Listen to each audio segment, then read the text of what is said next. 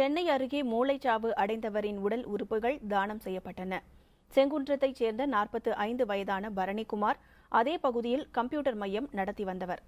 கடந்த 16ஆம் தேதி பரணிக்குமாருக்கு ரத்த அழுத்தம் காரணமாக மூளைக்கு செல்லும் நரம்பு பாதிக்கப்பட்டது. சிகிச்சைக்காக ராஜீவ்காந்தி அரசு மருத்துவமனையில் அனுமதிக்கப்பட்ட அவர் நேற்று நள்ளிரவு மூளைச்சாவு அடைந்தார். இதனையடுத்து அவரது மனைவி காஞ்சனா பரணிக்குமாரின் உடல் உறுப்புகளை தானம் செய்ய முடிவெடுத்தார். அதனை அரசு மருத்துவர்களிடம் தெரிவித்தார்.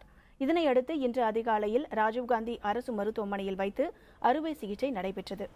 பரணிக்குமாரின் உடலில் இருந்து இருதயம், நுரையீரல், சிறுநீரகம் ஆகியவை பிரித்து எடுக்கப்பட்டது.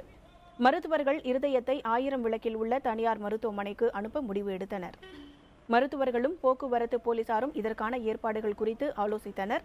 போக்குவரத்து போலீசார் உடல் உறுப்புகளை பாதுகாப்பாகவும் விரைவாகவும் கொண்டு செல்வதற்காக போலீசார் தக்க ஏற்பாடுகளை செய்தனர். சென்னை ராஜீவ்காந்தி அரசு மருத்துவமனையில் இருந்து 1000 விளக்கு தனியார் மருத்துவமனை வரை 8 முக்கிய சந்திப்புகள் இருக்கிறது. அங்கு கூடுதலாக போக்குவரத்து போலீசார் நிறுத்தப்பட்டு போக்குவரத்தை முன்னதாக ஒழுங்குபடுத்தி வைத்திருந்தனர். இதயம் கொண்டு செல்லப்படும் ஆம்புலன்ஸுக்கு முன்னும் பின்னும் போக்குவரத்து போலீசார் வாகனத்தில் சென்றனர். சுமார் 4.5 கிலோமீட்டர் தூரம் உள்ள அந்த தனியார் மருத்துவமனைக்கு 4 நிமிடத்தில் இதயம் கொண்டு செல்லப்பட்டதாக போக்குவரத்து போலீசார் தெரிவித்தனர். பின்னர் அந்த இதயம் தனியார் மருத்துவமனையில் வேறொருவருக்கு பொருத்துவதற்கான சிகிச்சையை தொடங்கினர். மேலும் சிறுநீரகங்கள் ஸ்டான்லி அரசு மருத்துவமனைக்கும், நுரையீரல் பெரும்பாக்கத்தில் உள்ள தனியார் மருத்துவமனைக்கும் கொண்டு செல்லப்பட்டன. எங்களுடைய விருப்பமாக இருந்தது.